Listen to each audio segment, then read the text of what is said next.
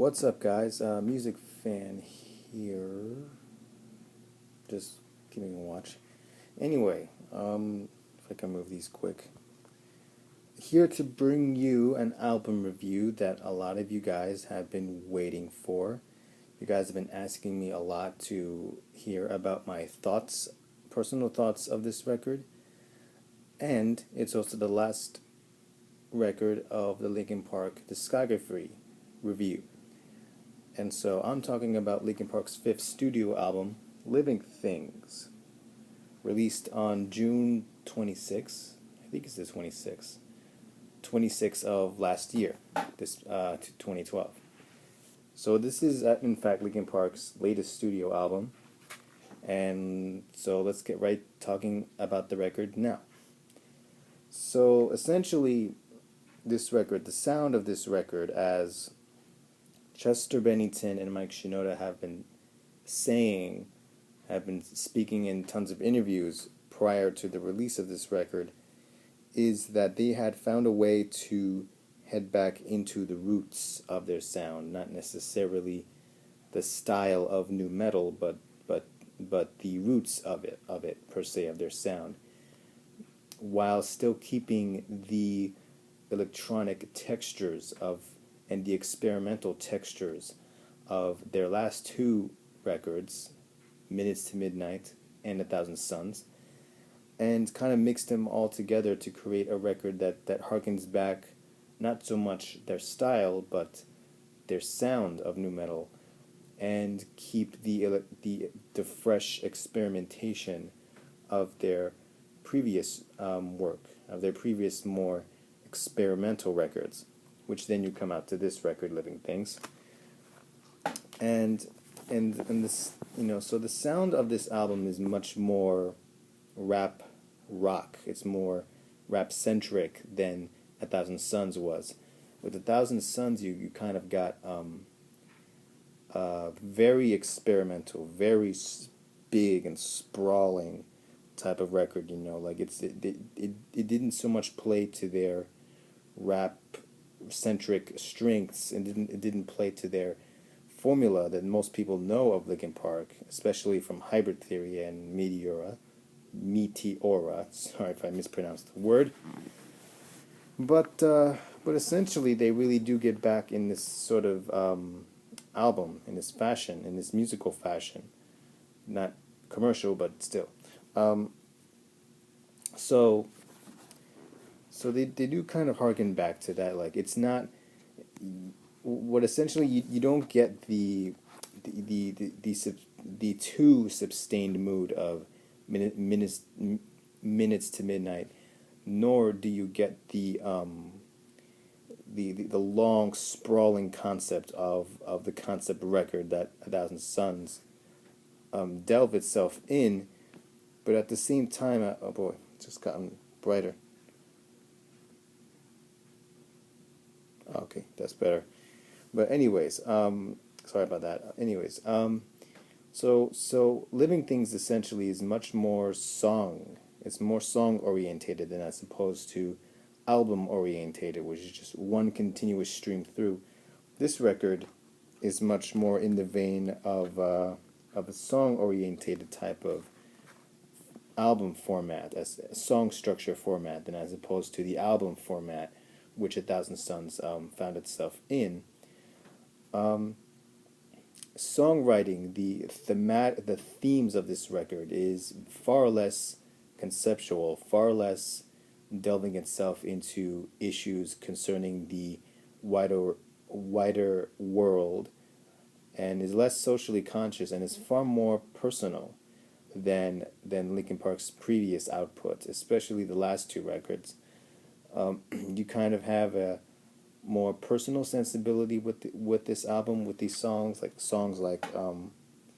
In My Remains is lyrically is definitely reminiscent of a Meteora song or Hybrid Theory song.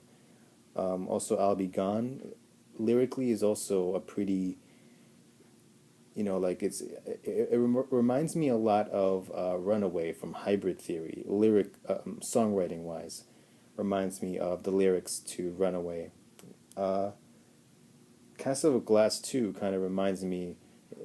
Lyrically, it sounds like a very Linkin Parkish type of song. Like it's not so much from A Thousand Suns, but more familiar with their earlier output. And other songs here too are kind of like lyrically in a way, like a hark back to their earlier sound, earlier writing. Speaking of which, and Powerless, the last song, Powerless is also a very hybrid theory like track, at least from a lyrical perspective, or from Meteora perspective. Um, anyway, now not going by the track by track review. Sorry if I'm kind of going a little quick this time around, but I really want to get this thing over with. So anyway, first song, uh, Lost in the Echo. Really great, fantastic opener. Really fantastic track. Really, really, it really harkens back to the rap-centric strengths of Mike Shinoda and Chester Bennington. Like I think it's even a bigger return to form with the rap-centricness of their earlier work, especially with Mike Shinoda's rapping. His flow is just really back with this record. It's really back with this album. And Lost in the Echo is has some of his best rapping that he's ever put out. Not necessarily outputting the stuff he did before, but it really harkens back to his old school, old style rapping. And here also that I forgot to mention before is Brad Delson's guitar playing finally coming back to the forefront after missing out, especially with A Thousand Suns. Still had a presence on that record, but not as much. Here it comes back into prominence in the songs, but still kind of acts as a support flow to the songs, and as opposed to just full on distortion, which is all right, which is fine by me. Really, is really chunky and really just has that type of guitar, more melodic guitar attack than as opposed to new metal guitar attack. And Lost in the Echo is definitely about that. And Chester also comes back screaming with this particular song. And you still have some of the electronic manipulation that you saw with A Thousand Suns clearly on this song also.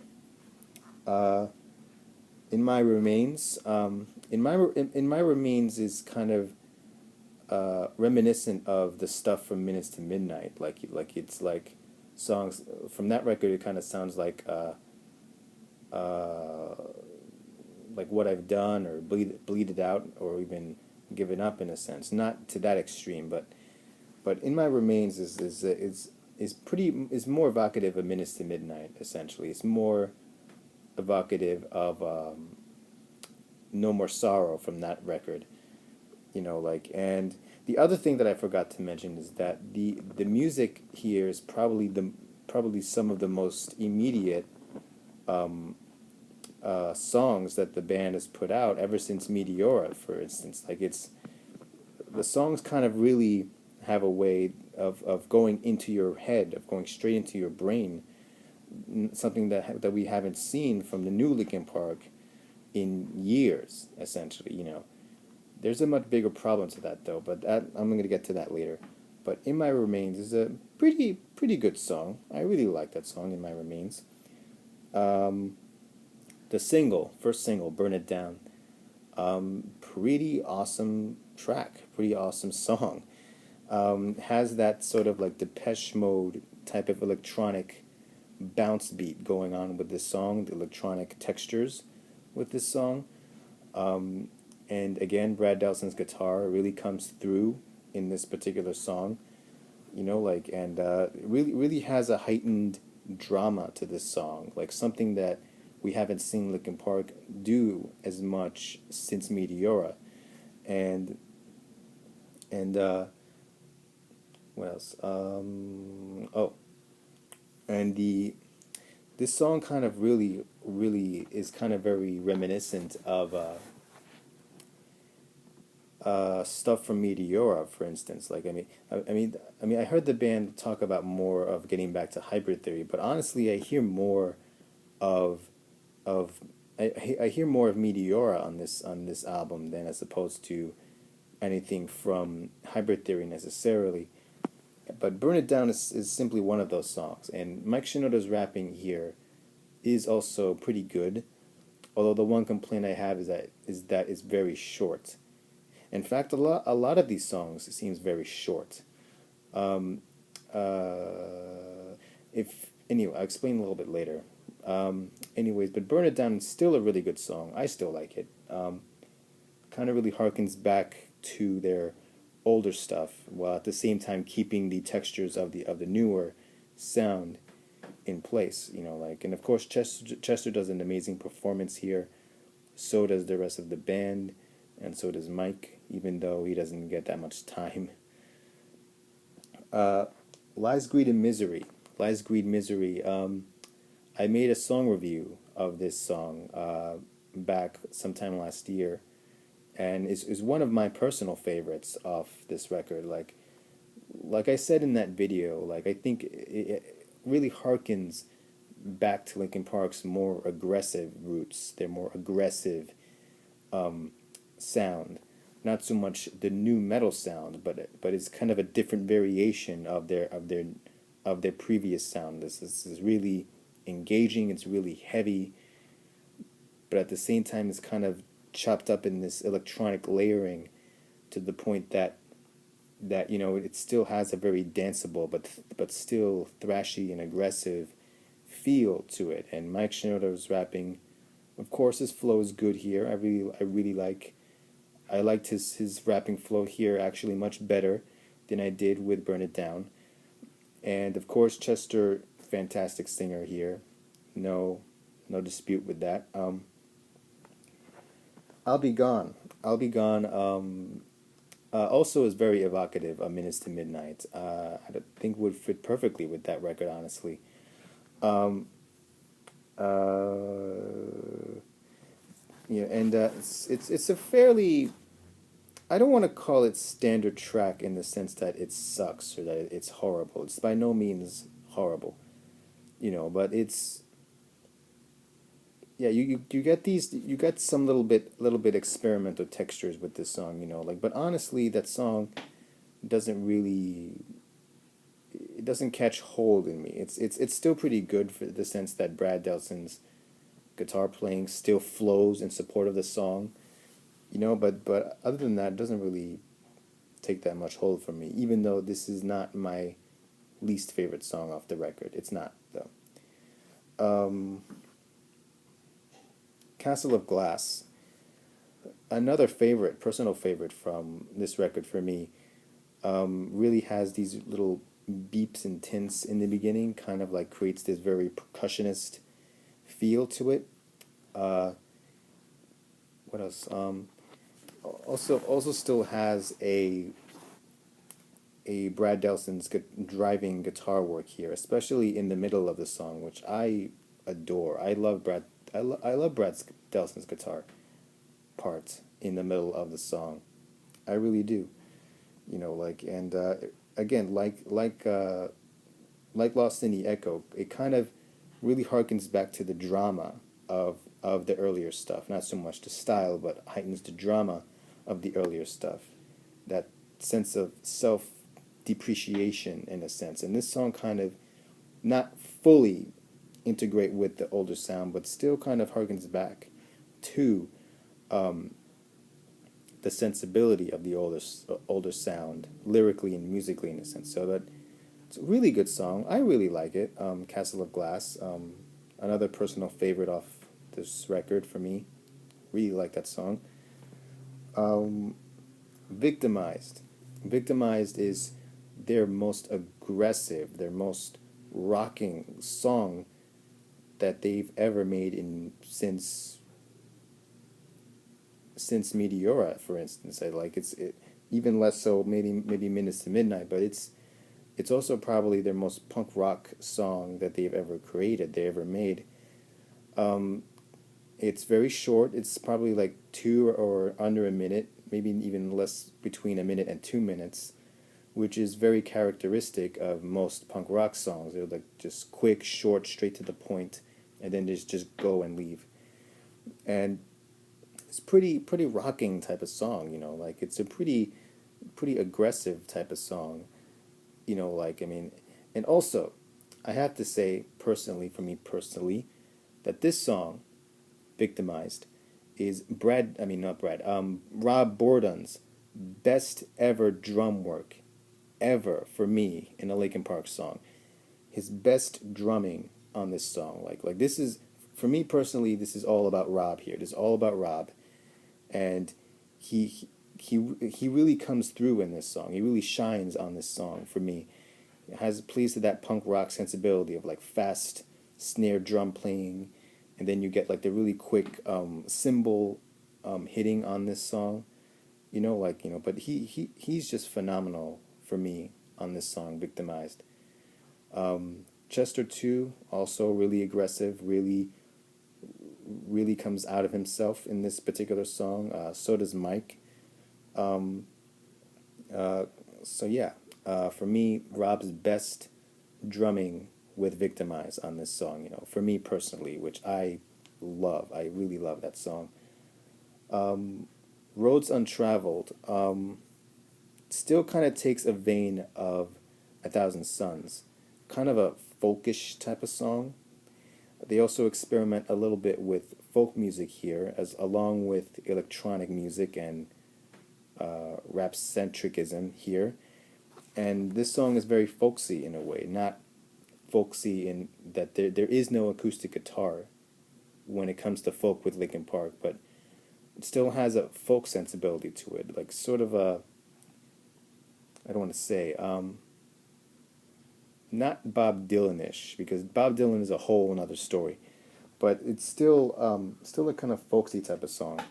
Lyrically, I'm reminded of The Messenger with this song, lyrically, and it's pretty consoling, like that previous song. Although it's not nearly, for me, it's not nearly as memorable as The Messenger was. The Messenger was just simply arresting. This song, while not bad, certainly not bad, it's definitely very consoling, very lyrically compassionate, but it just doesn't take the same hold for me personally in my mind and in my heart as the Messenger does. But that's solely just opinion. Still a good song, by the way. Skin to Bone. Skin to Bone is just weird. It's not creepingly weird, but it's kind of odd in a sense. Like, like it's, again, there's this interplay between Mike and Chester with the song, and has this really crazy, I don't know if you call it like a guitar or a electronic thing going on, like I don't know what is it that they're doing there. Maybe it's Johan manipulating Brad's guitar playing here. I don't know, for effect or something, but it's all right. Honestly, it's a okay song. Still has a bit of a dramatic tint of aggressiveness here, but in all perfect honesty, it's my least favorite song off this record. Not because it's bad, it's not bad at all, but it's, I don't know, something about it just doesn't cling to me. It just doesn't, like it's just kind of odd, and I guess it's probably the lyrics to this record. I mean, the lyrics to that song is kind of a bit, I don't know, flubby. I guess his lyrics are kind of a little bit, I don't know. It's maybe it has to do more with the lyrics to me than as opposed to the music, even though the music too can get a little bit iffy. But that is my least favorite song off the record. Not a bad song, but it's still my least favorite. Until It Breaks. Until It Breaks is probably the most A Thousand Suns-like song on this record. And it's also another personal favorite of mine.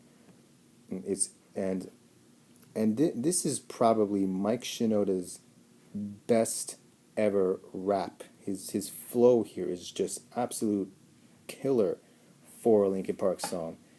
And Mike Shinoda is really clearly back in his form on this song. He really takes hold of his rapping and just strides it in style with this rapping on this song. And his flow is just absolutely killer on this song. His flow is absolutely marvelous on this record. I mean on this song Until It Breaks. Kind of starts out with like a really heavy, drony, kind of weird, but very aggressive wall of sound of electronic noise, starting off with this song. Then in the middle part, it heads straight into Chester's bit where he sings about "Bring me to kingdom come" type of lyrics on this song. Then Mike Shinoda comes in rapping again, and again, like the previous part, is killer, absolutely killer with this song for me. And the most surprising aspect of this song is that Brad Delson sings in the last part of the song, and it's kind of this song is really odd, but it's a very fantastic type of odd. Starts off with this crazy wall of electronic noise, and then ends up with this very soothing, soft ambience, and along with Brad Delson's singing with this song, and you just kind of get a really soft, very ambient type of thing going on here, which kind of creates a very unique feeling with this song. And I certainly I like this song. I really really like this. Like Until It Breaks. Very very evocative of A Thousand Suns, but at the same time, it in a way it kind of charts something Linkin Park can do with their next record. Maybe it's a window into what they could do sound wise and production wise with their next album. But then again, that's just me speculating. Tin Foil is an instrumental. It takes place of the same instrumentals of Linkin Park's previous first two studio albums, where right next to the last song, you get a short instrumental by Mr. Han. This one is also an instrumental, but honestly, it kind of plays more like an intro to the last song, Powerless, than as opposed to an actual instrumental thing. And this is going to sound very ironic, especially since I've said that in A Thousand Suns, the shorter songs play the intros to other songs, which I definitely like.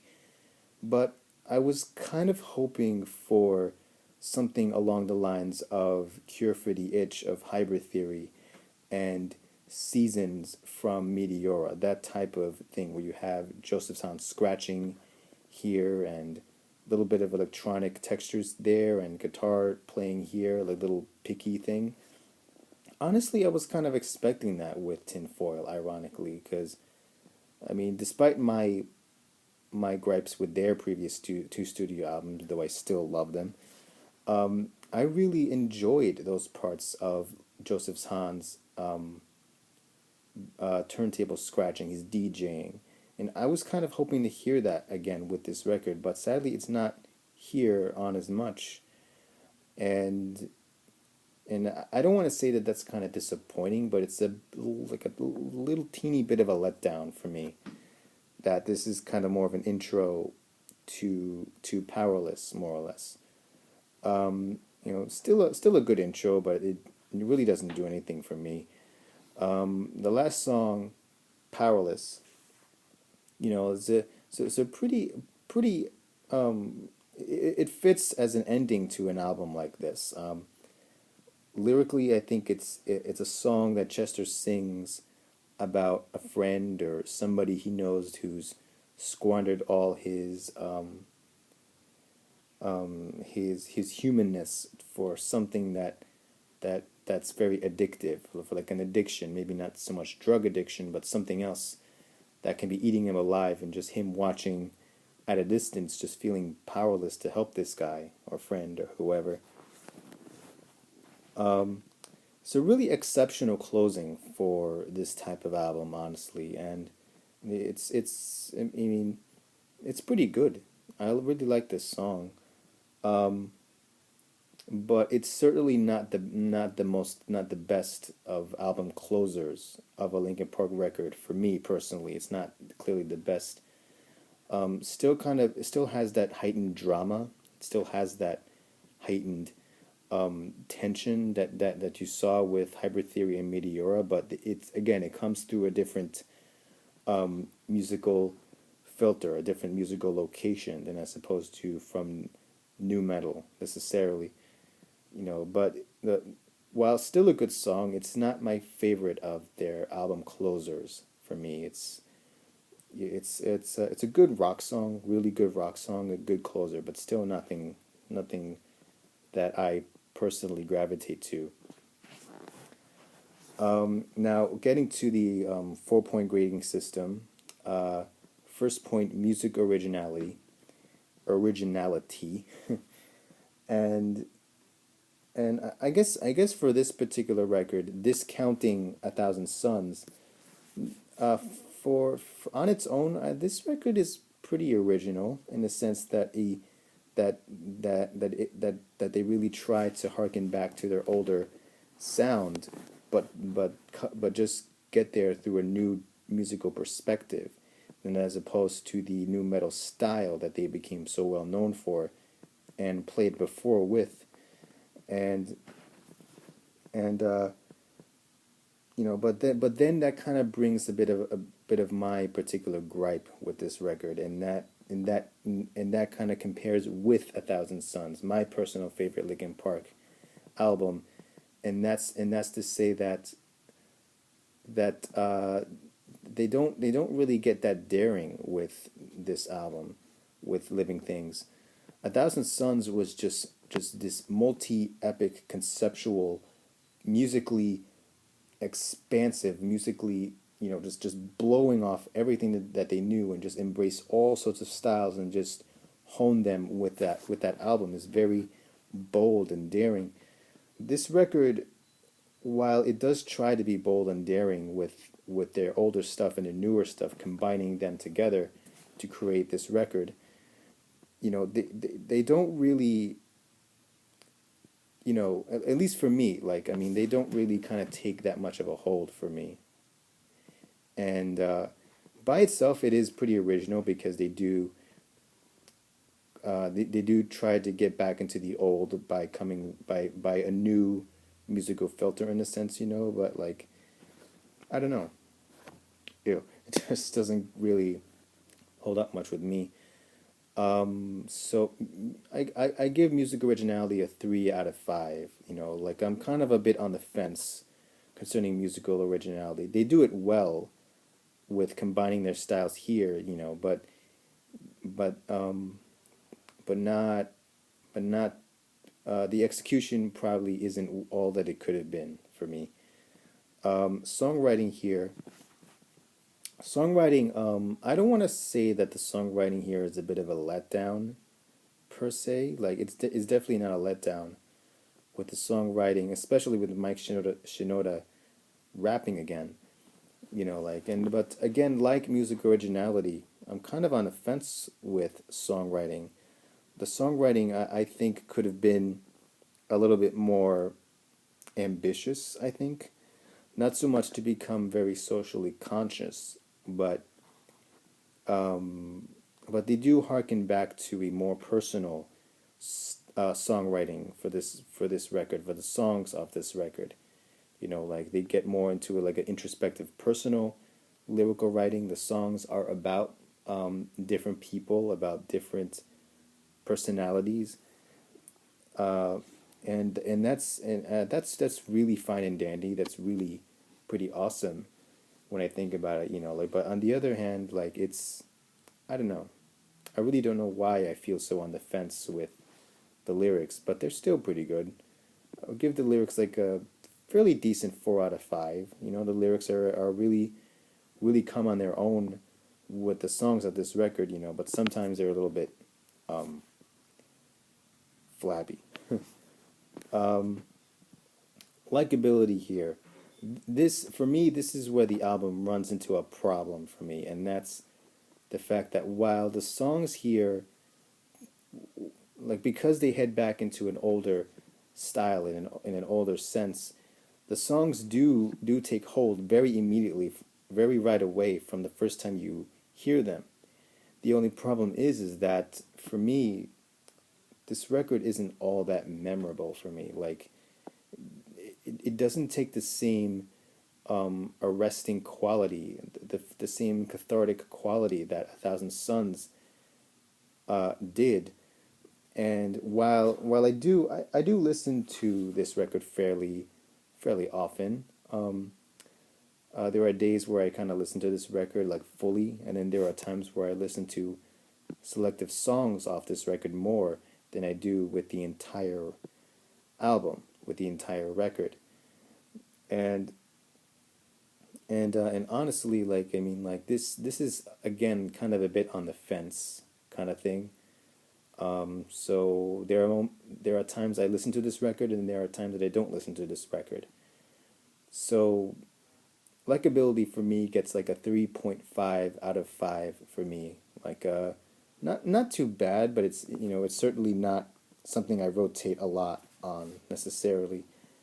And the album Living Things as a whole, this has been pretty hard cuz they do very exceptionally well with melding the electronic textures of their experimental records while taking the sound of their first studio albums and kind of mashing both together to create this album.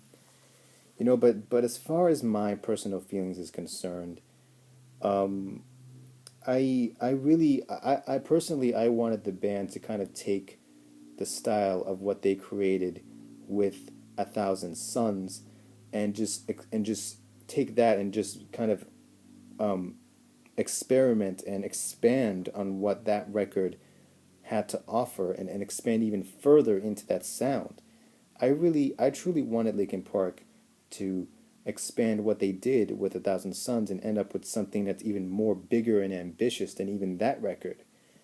But then we kind of got these very short, I don't want to say short, but very kind of Linkin Parkified type of songs that honestly, if if if you were listening to A Thousand Suns and then you were like me and you heard Burn It Down and Mike Shinoda's rapping, which is very far less of a time, you would have originally thought that the band were just quickly making these songs just to kind of quiet the more rabid Hybrid Theory fans up, because especially with A Thousand Suns, you had like tons and tons and tons of vocal Linkin Park fans saying like we want the old Hybrid Theory back, we want the Meteora back, and the band was just kind of felt like, oh, you know what, we can't take any more of the complaining. We're just gonna get a couple of tracks and we're gonna mix and master them. We're gonna like bring back the metal a little bit, and then we're just gonna present to them and here Linkin Park fans, there's your Hybrid Theory, there's your Meteora, and honestly, like I don't I don't feel that initially now. When I first heard Burn It Down, for instance, though, that was the initial impression I had with Burn It Down and the rest of the songs off this record. The band just simply made these songs quickly just to kind of please the more new metal sounding fans, like, and they didn't really try to experiment with any more with A Thousand Suns and take it a step further. And now I honestly don't want to call this I don't want to call this record a regression as opposed to a progression, because they really do create something new with this record by combining everything of their past studio work into one album. Like, and so on that end, for me, I think it's original and groundbreaking in its own rights. But but but taking A Thousand Suns, the epic conceptual sprawling and the uplifting nature of that album, and putting against with Living Things, it really, it's not bad. It's not the worst album Linkin Park has ever put out, but at the same time, it's not a record that is essentially an arresting one. It's not a record that takes the emotional cinematic sweepness that A Thousand Suns did, and and I'm really on the fence with this record. Honestly, I really don't want to insult this record to the point that I'll have rabid fanboys like attacking me in the comment section. But I really have to. At the same time, though, I really don't get much out of this record, honestly. I like this, like the songs off this record are really, really good, really, really professionally executed and really done.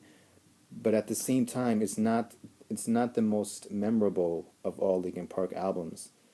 Uh, and and this record doesn't really take me and arrest me and just takes me on a journey per se, like A Thousand Suns did. This record, kind of plays to the more rap centric strengths, which is always a good thing. When this record certainly does that, delivers that end, but it doesn't deliver on the sense of it being a memorable conceptual masterpiece like A Thousand Suns was. And so I would have to give Living Things a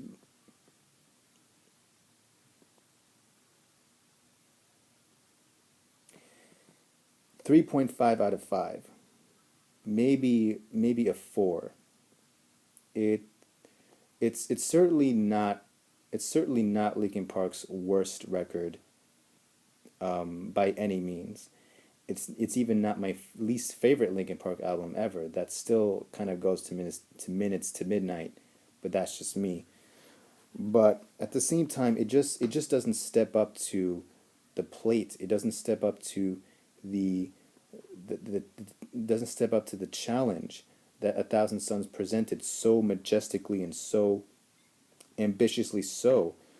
And I think this record kind of more a record for um, more of their rap rock fans, more of their older school fans, like. And I don't have necessarily that big of a problem with this record. I just kind of wish that the band would would have taken much more time to flesh out the songs more. I just wish the band um, would have made this record much more special, more more more memorable. But but this record really kind of doesn't do that for me. But it's still not a bad record per se, despite my gripe with it. It's still not a bad record by any means. It's certainly I think, if you want to know, I actually think that this record is probably a more perfect follow up to Meteora than Minutes to Midnight.